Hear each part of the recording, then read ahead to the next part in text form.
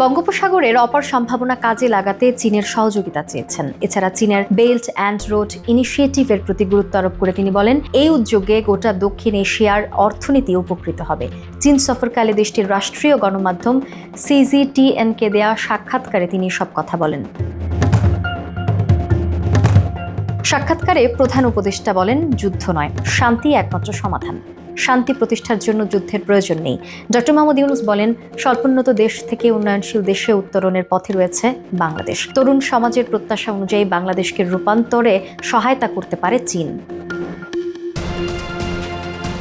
প্রধান উপদেষ্টা বলেন, বাংলাদেশের জনগণ চীনের স্বাস্থ্যসেবা পেতে চায়।